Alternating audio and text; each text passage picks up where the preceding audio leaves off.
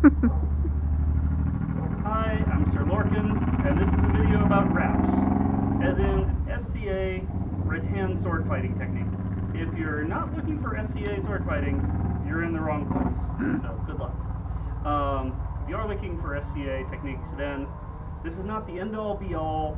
I do not have all the answers, but this is a shot that I have some experience with, and I see a lot of new fighters struggle with, so I'm going to try to help. This is a teaching tool that I like to use. It's just a wooden sword, but you can see my hand here instead of it being hidden in a basket hilt, and I've marked the edges to make clear this is my front edge that's in line with my knuckles, this is my back edge that's lined up with my arm. This red mark indicates roughly the sweet spot of the sword.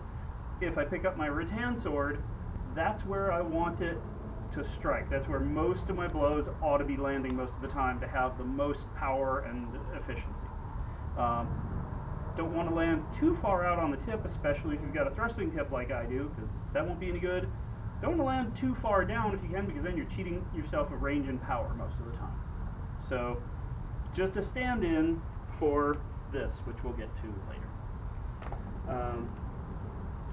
When we talk about a wrap, mostly what we're talking about is a shot that strikes with the back edge of the weapon. And this may be a historical technique, maybe not. It works better with a mace than with a real steel sword. But for SCA fighting, it works, and it works well if you do it right. So we're going to give this a go. Also, one of the reasons I'm doing this is because, more so than most attacks that we use, if you do this wrong, you can hurt your wrist or your elbow, sometimes your shoulder, because the technique is kind of funky. If wraps don't make sense to you when you're brand new, that's a healthy sign. There's very little in life that we do that really uses this motion, especially uses it in the way that it works best when you pick up a sword. So this should take you a little bit of time and practice to really get good at it. It's perfectly okay. Couple of things that do use some of the motion behind a wrap would be a golf swing, tennis, not a whole lot else. If we use a regular forehand blow that strikes the front edge of the sword, we usually call a snap or a flat snap in the SCA.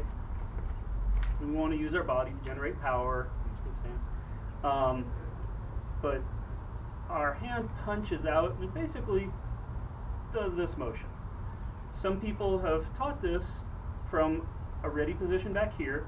We're talking about holding a bowl of soup and serving the bowl of soup. Keep your hand flat. What that ends up looking like is basically this. Nice simple blow. That's kind of a useful idea for a wrap too. We'll get to it in a second. But the basic motion of a wrap you can practice just by swinging the sword and just letting it swing loosely. Letting that happen. Letting it swing loosely. And it'll roll. And as it rolls, you start with your front edge, cutting down, and your hand will turn over right around here. And now the back edge is what's leading. It's just what naturally happens, is what centrifugal force does for you. No problem. That's not a good wrap. You can hit somebody that way, the big roundhouse blow, and it may work. It may also feel more like you're giving them a hug with your rattan, and that's no good, unless that's what you want to do. But what makes a big difference in this is if your arm moves straight out instead of swinging in a big arc, and then stops. So instead of doing this, I'm going to do this. And what happens is, as my arm moves straight, the stick is following, and as it stops, I turn it over, and I'm just doing this motion, and it turns over.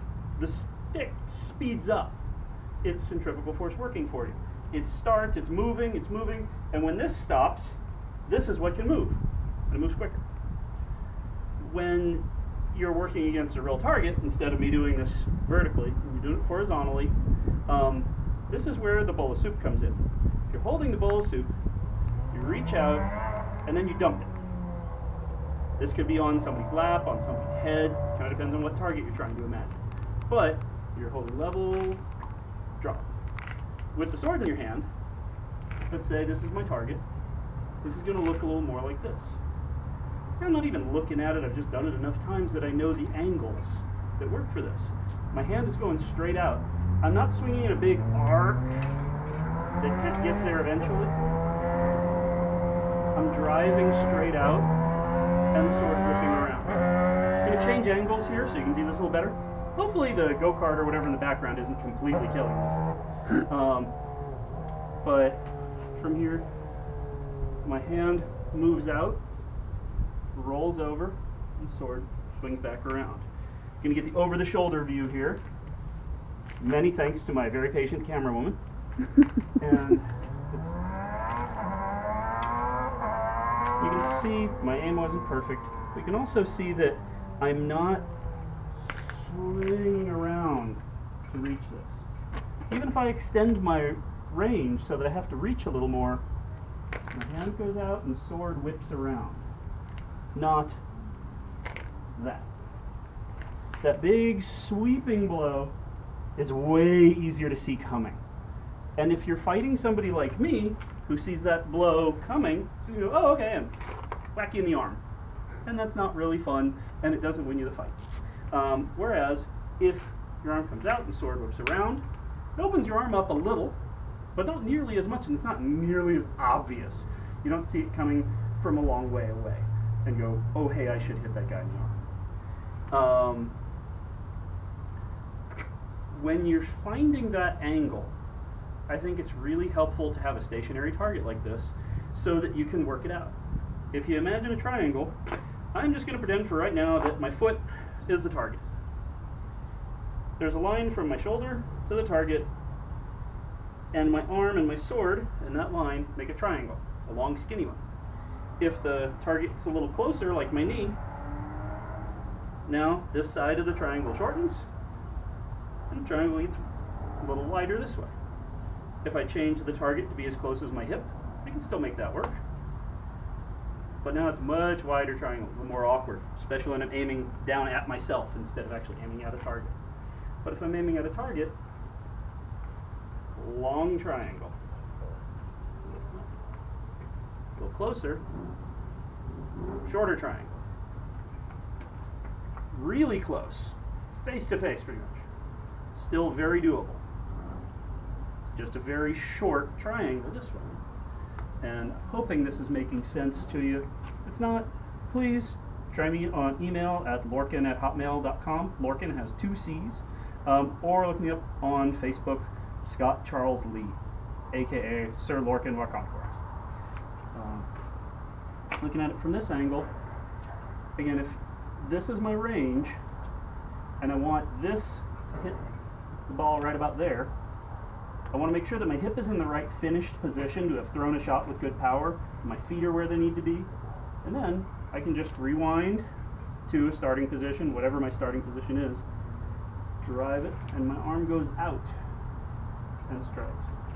If I need to change the range or the angle, okay, that's about where I need to be to hit like that. If I want to change it up and, say, rise with it, just find that finishing position, and now recover. It's not too hard, but it's funky and it takes some practice to get used to. Let's try this from the behind. Again, like for a rising wrap, which could be to the head, could be to the leg, whatever you need. You're still going to have your hip drive the shot. Your hand goes out pretty much straight and rises up. If I want the let's say going up under the arm or something, I'm still not making a big sweeping arc. I'm still going to an area outside my target and turning over. And eventually you can also turn this into some other variations, like what we call a scorpion wrap, which is basically over the top, dropping down. You can go very vertical with this. And eventually you can even get to what we call a thumb lead, where you strike the other side. But that takes a bit more practice. Once you've got that triangle concept figured out, then you can put an obstacle in the way of your target. And I'm just going to work there. rattan here for a second to wallop something, demonstrate. If I want to hit this target over here, imagine this is an edge of a shield. I've got to get my hand there in order to reach it. So I need to do that. If I drive this, didn't touch that, did that nice and solidly, because my hand went where it needed to be, just past the target, or sorry, just past the obstacle to reach the target. Playing with this a little bit on your own will really pay off when you speed it up and actually attack people with it. If you have any more questions, please look me up online, and thanks for paying attention.